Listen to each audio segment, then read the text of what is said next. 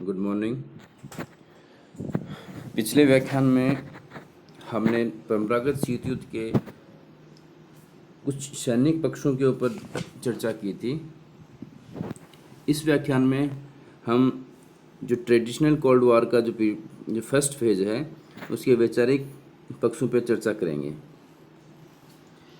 सैनिक संगठनों में तो इस कालावधि के दौरान नाटो है, सीटो है, सेंटो है, वार्सा पैक्ट है जैसे सैनिक संगठन बने थे।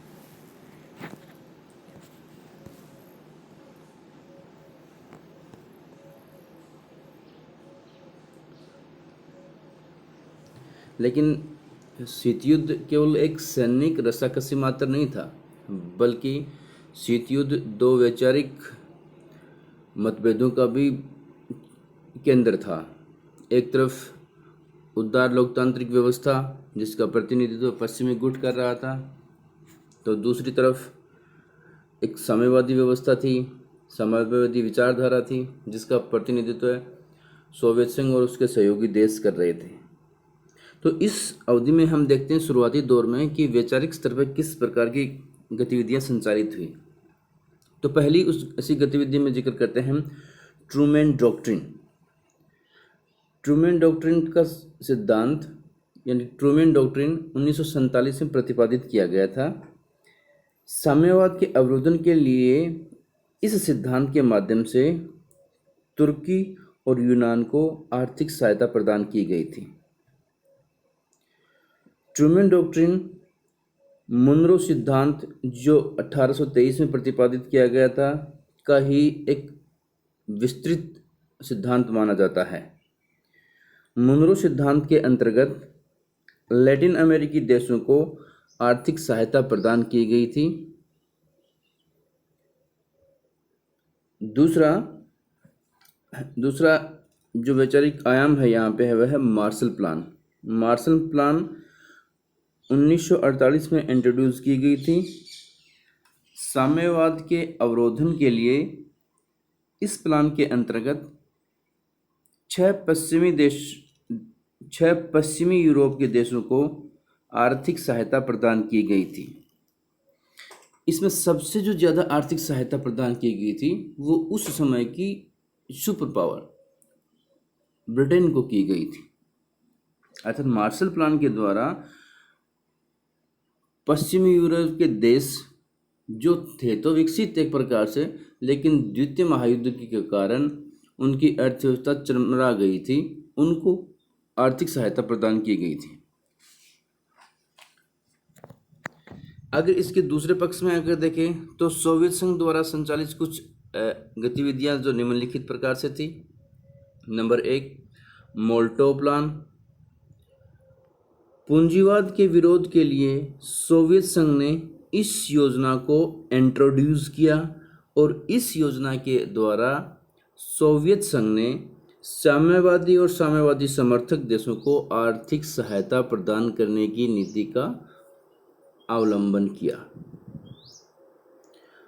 सोवियत गुट के द्वारा संचालित जो दूसरी इस प्रकार की गतिविधि थी उसका नाम था कोमेनफॉर्म अर्थात CMEA।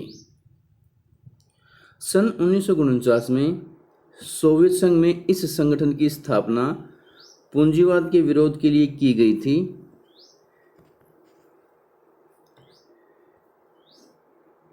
इस संगठन में लगभग सभी साम्यवादी देश सम्मिलित थे, यहाँ तक कि क्यूबा व चीन भी इस योजना के अंतर्गत शामिल थे। इसका मुख्यालय मॉस्को था। इसके अंतर्गत साम्यवादी देशों को आर्थिक व तकनीकी सहायता प्रदान की गई थी। यह संगठन एक प्रकार से यूरोपीय आर्थिक समुदाय EEC की प्रतिक्रिया के स्वरूप कार्य करता था। यहाँ आपको ध्यान देने योग्य बात है कि यूरोपीय इकोनॉमिक कम्युनिटी की स्थापना 1957 में रोम संधि के द्वारा की गई थी।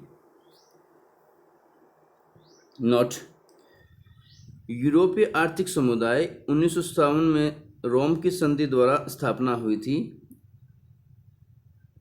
इसका मुख्य उद्देश्य था पश्चिमी यूरोप में पूंजीवाद को बढ़ावा देना। 1953 में 1993 में ईईसी यूरोपीय संघ में परिवर्तन हो गया।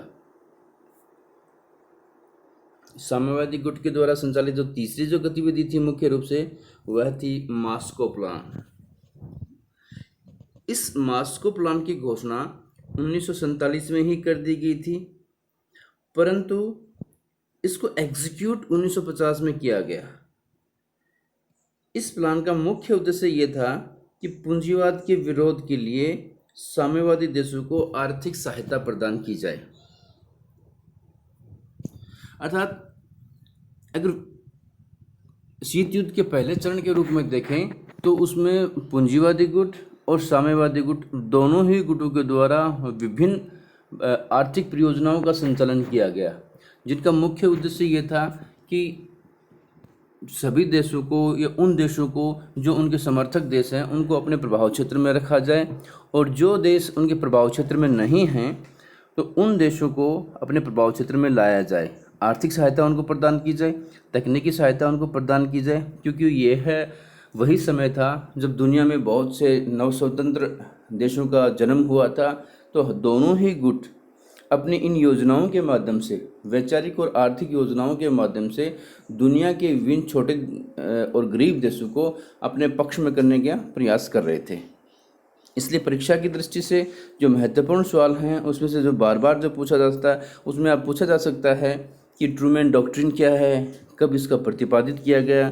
तो ये हमें ध्यान रखना है कि ट्रूमैन डॉक्ट्रिन का जो सिद्धांत ट्रूमैन डॉक्ट्रिन का प्रतिपादन 1947 में किया गया और यह पूंजीवादी गुट के द्वारा किया गया, और इसका जो उद्देश्य था वो ये था कि तुर्की और यूनान में आर्थिक सहायता प्रदान की जाए ताकि वहाँ की जो जर्जर अर्थव्यवस्था है वो वापस से पुनर्जीवित हो सके और साम्यवादी प्रभाव में आने से उस क्षेत्र को रोका जा सके। दूसरा, मार्शल प्लान भी बहुत महत्वपूर्ण एक योजना है, तो इसके बारे में भी विभिन्न प्रतियोगी परीक्षाओं और अपने जो महाविद्यालय और विश्वविद्यालय स्तर की जो परीक्षाएं होती हैं उसमें बार बार पूछा जाता है।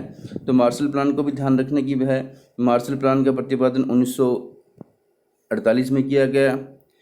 कंटेनमेंट ऑफ कम्युनिज्म के नाम पे इस सिद्धांत का प्रतिपादन करते हुए इसके अंतर्गत 6 पश्चिमी यूरोपीय देशों को आइडेंटिफाई किया गया, जिन जिन देशों को एक बड़े स्तर पर बड़ी मात्रा आर्थिक सहायता के रूप में दी जानी थी।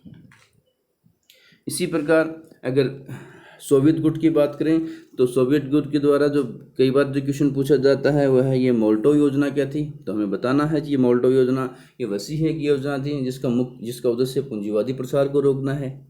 इसी प्रकार कोमेगम और कोमेनफॉर्म योजना है, मॉस्को योजना है। तो इन योजनाओं के इर्द गिर्द हमें शीत युद्ध की प्रारंभिक वैचारिक पृष्ठभूमि को समझने में मदद मिलती है, और इसके जो पीछे शीत युद्ध के निहित उद्देश्य थे वो भी इसमें स्पष्ट रूप से दृष्टिगोचर हो रहे हैं कि कहीं ना कहीं शीत युद्ध में आर्थिक और वैचारिक कारण भी बहुत महत्वपूर्ण थे। Thank you.